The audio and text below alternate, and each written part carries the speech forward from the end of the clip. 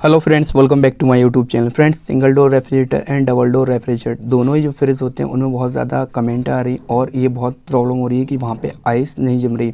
हालांकि फ्रिज जो होता है वो कूलिंग कर रहा है प्रॉपर तरीके से, पानी जो है वो ठंडा कर रहा है। अगर किसी कटोरी में या फिर किसी ट्रे में वहाँ पे हम जो पानी रखते हैं वहाँ पे बिल्कुल आइस नहीं जमती है। तो क्या रीज़न होते हैं मैं आपको बताऊँगा, और इस रेफ्रिजरेटर में जो प्रॉब्लम क्रिएट हुई वो भी मैं आपको लास्ट में एक्सप्लेन करूँगा। ठीक है, इसमें क्या फॉल्ट हुआ है। तो जो लास्ट में फॉल्ट बताऊंगा वो बिल्कुल डिफरेंट फॉल्ट है। आप भी देखेंगे तो हैरत में रह जाएंगे कि ऐसा भी हो सकता है। तो आपको क्या करना है, इस वीडियो को स्किप नहीं करना है, वीडियो को पूरा वॉच करना है, जिससे कि मैं आपको जो इन्फॉर्मेशन दूं वो अच्छे से समझ आ जाए। टाइम वेस्ट ना करते हुए वीडियो करते हैं स्टार्ट। सबसे पहले आप चेक आउट करेंगे उसका जो थर्मास्टेट होता है उसकी सेटिंग। अगर सेटिंग क्या होता है 1-2 नंबर पे, तो वहाँ पे क्या होगा, आपकी जो होगा पानी ठंडा होगा, बट वहाँ पे क्या है आइस नहीं जमेगी। तो आपको क्या है थर्मास्टेट, अगर गर्मी का मौसम है, समर का मौसम है, तो वहाँ पे क्या करें 6-7 में आप थर्मास्टेट की सेटिंग कर दें। उसके बाद जो आपकी प्रॉब्लम है वो सॉल्व हो जाएगी। अगर इसके बावजूद भी नहीं होती तो उसके बाद में मैं आपको बताता हूँ कि उसमें क्या प्रॉब्लम रहती है। तो आपको सबसे पहले सेटिंग को चेकआउट करना है। उसके बाद आप जो थर्मास्टेट लगाए, ये थर्मास्टेट चिल्टर बाहर निकालेंगे। उसके बाद थर्मास्टेट नीचे लगा होता है जो फ्रीज़र के जस्ट नीचे होता है। ठीक है, तो वहाँ पे क्या होता है, एक सेंसर होता है जो कूलिंग को सेंस करता है। अगर ये सेंसर जो होता है नीचे आ जाता है, निकल जाता है, तो वहाँ पे क्या होता है, ये कूलिंग को सेंस नहीं कर पाता और फिर वहाँ पे आइस नहीं जमती है। तो आप क्या करें, इस सेंसर को प्रॉपर तरीके से अटैच कर दें फ्रीजर से, जिससे कि वहाँ पे कूलिंग को सेंस कर ले और अपने अकॉर्डिंग वहाँ पे जब टेम्परेचर आ जाए तब कंप्रेसर को कट ऑफ कर दे। ठीक है, तो आपको इस सेंसर को प्रॉपर तरीके से चेकआउट कर लेना चाहिए। अगर आपका सेंसर मतलब ठीक है और प्रॉपर तरीके से लगा, उसके बाद भी आइस नहीं आ रही, तब वहाँ पे क्या फॉल्ट होता है। तो आपको कहना है जो थर्मास्टेट होता है, कभी कभी थर्मास्टेट मतलब जो ख़राब हो जाता है। हालांकि क्वांटिटी ठीक दिखाता है, बट वहाँ पे क्या होता है थर्मास्टेट ठीक नहीं होता है। ठीक है, प्रॉपर तरीके से वर्क नहीं करता और थर्मास्टेट भी फॉल्टी हो जाता है, तब ये दिक्कत आती है। वो आइस को जो टेम्परेचर होता है उसको सेंस नहीं कर पाता है। इसी वजह से अगर पहले वो सेंस कर देगा तो वहाँ पर आइस नहीं जमेगी और पानी ठंडा होगा केवल। और एक चीज़ का आपको और ध्यान रखना है, अगर थर्मास्टेट आपका गोदरेज कंपनी का या सैमसंग कंपनी का या फिर आपका वर्लपूल कंपनी है, तो आप थर्मास्टेट वही लगाएं। अगर आप थर्मास्टेट किसी कंपनी का चेंज करते हैं तो वहाँ पे दिक्कत आ जाती है, वो कूलिंग को प्रॉपर तरीके से सेंस नहीं कर पाता है। अगर फॉर एग्जांपल सैमसंग रेफ्रिजरेटर है सिंगल डोर और वहाँ पे क्या है आपने गोदरेज का लगा दिया, तो वहाँ पे क्या होगा, वो उस तरीके से काम नहीं करेंगे। क्योंकि जो कंपनी का जिस कंपनी का थर्मास्टेट होता है आप उसी कंपनी का लगाएं। और ज़्यादा बेटर है कि वहाँ पे क्या, अगर आप वर्लपूल का गोदरेज में लगाते हैं तब दिक्कत आती है ये। ठीक है, तो आप इस चीज़ को नोट कर लें। और वहाँ पे क्या होगा, केवल पानी ठंडा करेगा और आइस नहीं जमेगी, चाहे वो आप ट्रे में रखें या फिर किसी कटोरी में रखें या फिर आप आइसक्रीम रखते हैं वो भी नहीं जमेगी। उसके बाद आपको चेकआउट कर लेना है कि जो फ्रीज़र का डोर होता है, जो बाहर वाला डोर होता है, उसको प्रॉपर तरीके से बंद कर दें। और एक चीज़ का और ध्यान रखें, जो फ्रीज़र के अंदर डोर होता है, ठीक है, उसको भी प्रॉपर तरीके से बंद कर दें। उसमें जो भी रखेंगे आप तो वो अच्छे से पानी बर्फ़ जम जाएगा। ठीक है, पानी जिसमें भी रखेंगे वो बर्फ़ जम जाएगा, या ट्रे में आप पानी रखेंगे तो उसमें भी छोटे छोटे पीस जम जाएंगे बर्फ़ के। ठीक है, तो आपको डोर ठीक से देख लेना। उसके बाद जो फ्रीज़र का मेन डोर होता है जो बाहर वाला, ठीक है, इस डोर को भी आप ध्यान से अच्छे से प्रॉपर तरीके से देख लें। इसकी गैस्केट कहीं से स्पेस नहीं होना चाहिए। अगर स्पेस होगा तो बाहर की एयर अंदर जाएगी, तो जो आपका जो बर्फ़ है वो मेल्ट होकर पानी में कन्वर्ट हो जाएगा और बैक साइड पानी आने लगेगा। ठीक है, तो आपका डोर एकदम प्रॉपर तरीके से बंद होना चाहिए। अगर वो बंद नहीं होगा या फिर उसकी गैस्केट ख़राब होगी, जो रबड़ होती है वो अगर ख़राब होगी, तब वहाँ पे क्या है स्पेस रह जाता है। तो आपको इस चीज़ को ध्यान रखना है। या फिर आपका जो डोर होता है वो नीचे की साइड खिसकता है, तो इस वजह से क्योंकि नीचे सटक जाता है, वहाँ पर लूजिंग होती है, तो वो डोर क्या होता है नीचे चला जाता है, इस वजह से प्रॉपर तरीके से बंद नहीं होता है। तो आप उसको अपने अकॉर्डिंग देखवाएं, टेक्नीशियन को बुलवाएं और डोर को ठीक कराएं। तो जो पानी है, मतलब पानी जो जितनी बर्फ़ होती है, थोड़ी बहुत बर्फ़ जमती है तो वो पानी बन जाती है, क्योंकि वहाँ से एयर जो होती है, नमी जो होती है अंदर जाती है, तो फिर पानी जो होता है पानी बन जाती है आइस। ठीक है, तो आप इस चीज़ का ध्यान रखें, डोर एकदम प्रॉपर तरीके से आपका बंद होना चाहिए। उसके बाद आपको चेकआउट करना है कि आपका जो फ्रिज होता है उसमें क्या होता है, कहीं से लीक होता है तो थोड़ी बहुत गैस होती है, तो वहाँ पे क्या है पानी चिल्ड करता है, बट वहाँ पे क्या होता है आपका बर्फ़ नहीं जमेगा, ठीक है।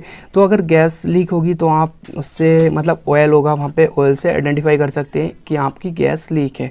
अदरवाइज़ अगर ऑयल नहीं आ रहा है तो आप गेज लगा के भी उसको चेकआउट कर सकते हैं। आप रनिंग प्रेशर देखें उसका कितना चल रहा है, चाहे R600 ए रेफ्रिजरेंट हो या फिर R134 ए रेफ्रिजरेंट हो, ठीक है। तो आपका उसका रनिंग प्रेशर देखें, उससे आप अंदाज़ा लगा सकते हैं कि वहाँ पे रेफ्रिजरेंट कम है, ठीक है।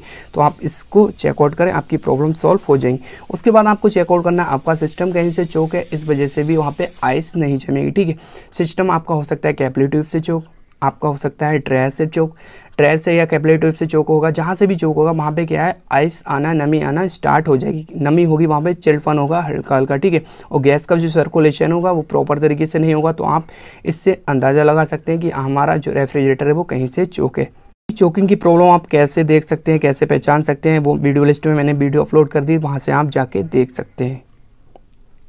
अगर आपका हीटिंग कंडेंसर चोक है तो वहाँ पे क्या हुआ, आधा हीट पड़ेगा, आधा नहीं पड़ेगा। तो आप इससे भी अंदाज़ा लगा सकते हैं कि यहाँ जहाँ तक हीट पड़ रहा है वहाँ तक हमारा जो है रेफ्रिजरेंट चल रही है। उसके बाद हमारा जो नीचे का है या फिर नीचे बिल्कुल ही नहीं हो रहा है हीट, तो वहाँ पे क्या आपका हीटिंग कंडेंसर चोक है, क्योंकि वहाँ पे क्या होता है ऑयल वगैरह जमा हो जाता है। तो इस वजह से आप हीटिंग कंडेंसर भी देख सकते हैं। अगर आपके कंप्रेसर की पंपिंग डाउन होगी, जो पंपिंग होती है 500 PSI इसकी पावर होती है, वो अगर कम हो जाती है, क्योंकि एक टाइम होता है, टाइम पीरियड के बाद लगभग 10-12 साल के बाद क्या होता है, कभी कभी कंप्रेसर की पंपिंग डाउन हो जाती है। तो आप उससे क्या करें, वो भी मैंने वीडियो लिस्ट में वीडियो अपलोड कर दी, तो आप जाके देख सकते हैं कि पंपिंग कैसे चेक करते हैं कंप्रेसर की।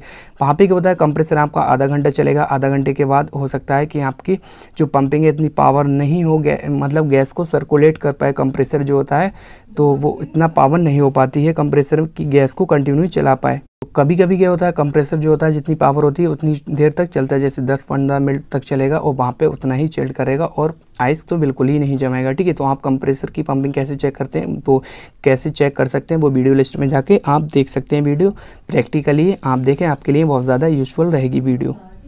और एक प्रॉब्लम और आती है, आपको वो देख लेना है कि आपका जो फ्रिज चल रहा है वहाँ पे क्या होता है, अगर कंप्रेसर जो है 10-15 मिनट के बाद कट ऑफ हो जाता है, या फिर आपने जो ओवरलोड है वो कम पावर का लगाया, या फिर जो आपका ओवरलोड है ज़्यादा पावर का लगाया, तो वहाँ पे दिक्कत आती है कि आपका कंप्रेसर कट ऑफ हो जाएगा, या फिर वोल्टेज अप डाउन हो, तब चलते चलते रनिंग कंडीशन में कट ऑफ हो जाएगा। तो आप कंप्रेसर का भी साउंड चेक कर लें कि कंप्रेसर हमारा कंटिन्यू चल रहा है या फिर नहीं चल रहा है। तो इस चीज़ को भी आप नोट कर लें, क्योंकि कहाँ पे कंप्रेसर आपका कंटिन्यू चलेगा तो वहाँ पे आइस नहीं जमेगी, ठीक है। पानी ठंडा होगा बट वहाँ पे आइस नहीं जमेगी। तो जो फ्रिज था, उस फ्रिज में क्या हुआ, हमने मतलब जो एक टेक्नीशियन आया था, उन्होंने कस्टमर ने जो बताया था कि वहाँ पे हमने क्या है, फ्रीज़र को चेंज कराया और उसके बाद हीटिंग कंडेंसर भी चेंज कराया, ठीक है। उसके बाद इसमें जो प्रॉब्लम थी वो ये थी कि यहाँ पर आइस बिल्कुल नहीं जम रही, ठीक है। पानी ठंडा हो रहा था बट आइस नहीं जम रही थी। तो इसमें क्या रीज़न था, तो उन्होंने ये सब फ्रीज़र और जो हीटिंग कंडेंसर है वो दोनों चेंज किए। फिर उसके बाद हमने चेकआउट किया उसको। तो फिर इस फ्रिज में जो फॉल्ट था वो मैं आपके सामने अब शेयर करता हूँ कि इसमें जो फॉल्ट था वो ये था, इसका जो कंप्रेसर है, कंप्रेसर से डिस्चार्ज से गैस ऑट होती है, तो वहाँ पे क्या होता है, उसके साथ ऑयल भी ऑट हो रहा था। वो आप देख रहे हैं कि इसमें ऑयल निकल रहा है, ठीक है, डिस्चार्ज लाइन से। तो कंप्रेसर के साथ जो होता था ऑयल ऊपर जाता था फ्रीज़र में, हीटिंग कंडेंसर में, कैपिलरी ट्यूब में और प्लस ड्रायर में, ठीक है। तो इससे क्या होता था, वहाँ पे कंप्रेसर जो है ऑयल को फेंक रहा था। तो इस कंडीशन में अगर कंप्रेसर ऑयल आउट करता है डिस्चार्ज से, तो वहाँ पे क्या होता है, आपका कंप्रेसर फॉल्टी है। तो आप कंप्रेसर को रिप्लेस कराएं, आपकी प्रॉब्लम सॉल्व हो जाएगी। कभी भी आपका अगर फ्रीज़र चोक है तो वहाँ पे ऑयल बहुत ज़्यादा है, तो आप कंप्रेसर को भी ध्यान से चेक कर लें, डायरेक्ट चला के और सारी लाइनें कट करके कि कंप्रेसर ऑयल तो नहीं फेंक रहा है। अगर आपका कंप्रेसर ऑयल फेंकेगा तो आपका कंप्रेसर फॉल्टी है, तो आप उसको चेक मतलब उसको फिर क्या करें, आप रिप्लेस कर दें, न्यू लगाएं, न्यू इंस्टॉल करें, तभी वो कूलिंग प्रॉपर तरीके से करेगा। और ध्यान रखें, जब कंप्रेसर ऑयल फेंकता है तो वहाँ पे फ्रीज़र एंड हीटिंग कंडेंसर और ड्रायर तो आप ध्यान से चेंज कर दें। और बाकी अगर फ्रीज़र फ्लैश होता है तो फ्लैश अच्छे से कर लें, अगर नहीं होता है तो फ्रीज़र भी आप रिप्लेस कर दें।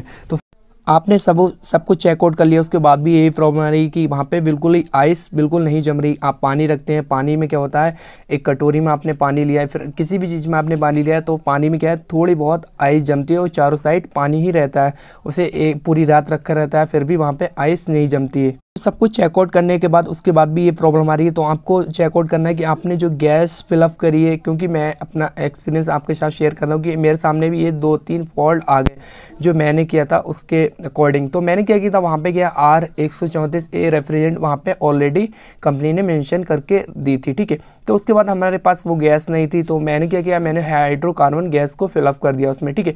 तो वहाँ पे क्या है, जब हमने गैस को फिलअप करा उसके बाद रिजल्ट जो आया वो ये था कि इसके 2-3 दिन बाद भी चलता रहा रेफ्रिजरेटर, उसके बाद भी वहाँ पे आइस नहीं जमी।